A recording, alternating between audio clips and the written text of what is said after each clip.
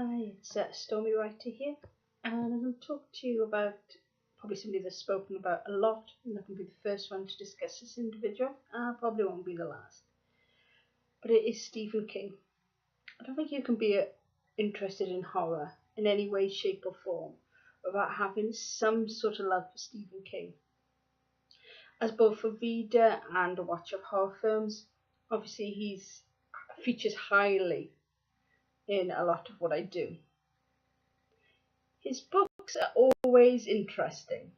I've always found a lot of times with Stephen King is he builds up this amazing tension, amazing characters, amazing situation, and then it's almost like he gets bored and he goes, "Oh, I'm done now, blah blah blah blah blah, here's the end." They always feel quite anticlimactic. Like Tolkien, King in his novels spends a lot of time building atmosphere, I suppose, for want of a better word. And sometimes it doesn't come across very well in his movies. Take The Mangler as a short story. It is essentially about a haunted mangler. As a book, it isn't a bad little short story. As a film, it doesn't really work. You kind of have to decide early on when you're doing a Stephen King film about whether or not you're going to do it seriously or whether or not you're going to do it slightly tongue-in-cheek. When it's done seriously, and it is done well, it is breathtakingly amazing. You only have to think about Shawshank Redemption, Green Mile, The Shining, Carrie. They're classic examples of what can be done when it's done right. Sometimes a camp factor makes a Stephen King adaptation better than it actually is. It's almost like it's not taking itself seriously. The classic being Maximum Overdrive, Stephen King's one and only adaptation that he directed himself. Okay, you've got The Shining, the TV series, but that's a TV series. It is fun. Maximum Overdrive is fun. It's no way near as good as The Shawshank Redemption, but the plot is nowhere near as good. We are talking about possessed trucks at the end of the day. The style, the fact that you've got AC/DC music, it just makes it a good film. It's not a great film, but it's a good film. Dreamcatcher's another film that isn't the best film in the world, but is somehow enjoyably watchable. The Langoliers, if you take away the terrible special effects, it is actually quite an enjoyable little TV series. If you're going to go serious, like I said, you have to do it well. And I finally got round to watching The Cell. I have decided, personally, and obviously people probably agree, The Cell is the worst adaptation of a Stephen King novel. When you think about the concept of Cell, it is brilliant. To be attacked via your cell phones in today's society is probably one of the best ways to commit a terrorist act. The book goes into great detail of how to survive in this post-apocalyptic world where your usual form of keeping in contact with people, the phone, is now your enemy.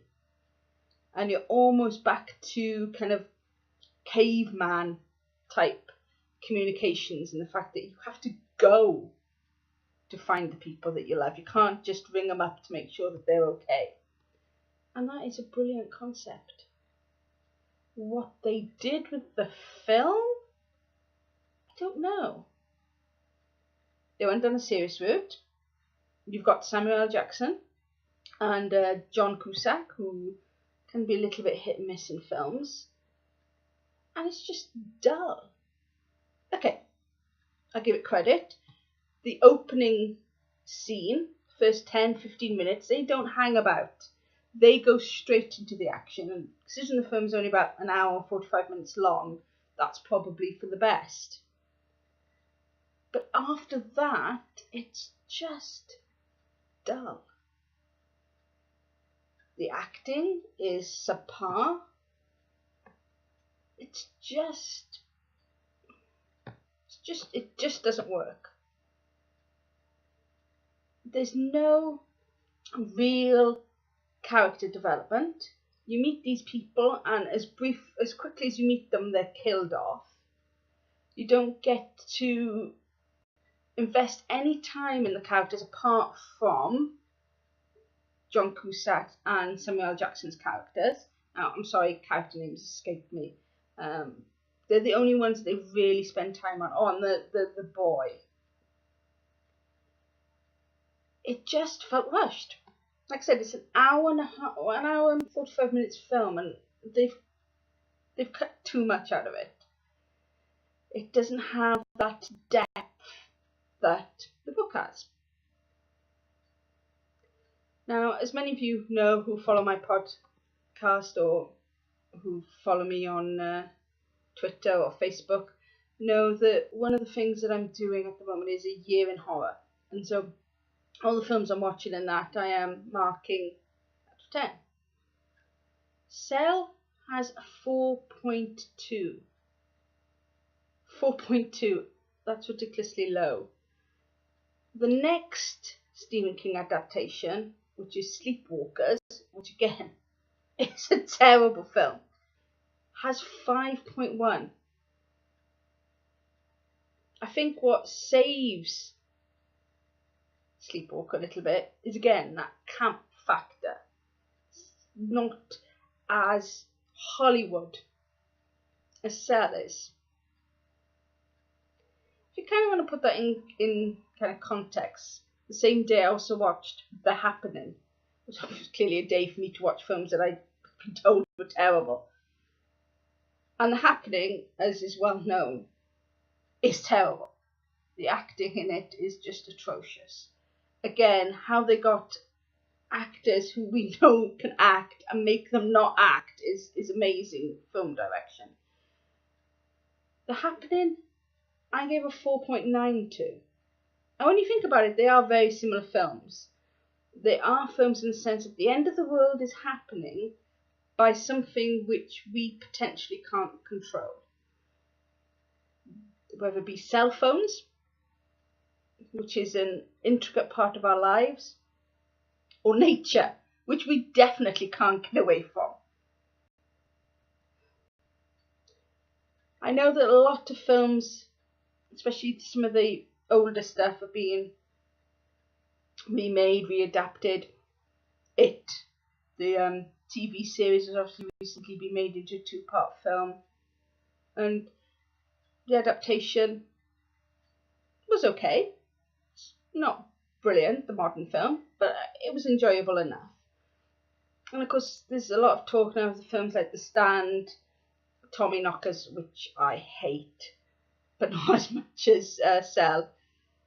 But then I hated the book Tommy Knockers, so that's probably why I hate the TV adaptation. It's a shame that because the Cell is so new and done by Hollywood, that isn't going to get a remake. That might have made a nice TV series, Cell.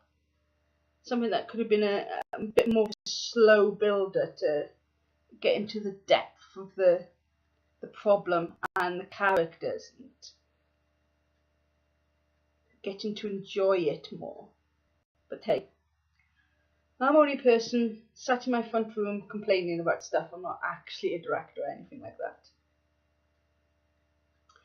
So yeah, In conclusion, for me, Cell is the worst Stephen King adaptation. Anyway, I'd be interested what you think. So please comments below, and I'll hopefully speak to you again soon.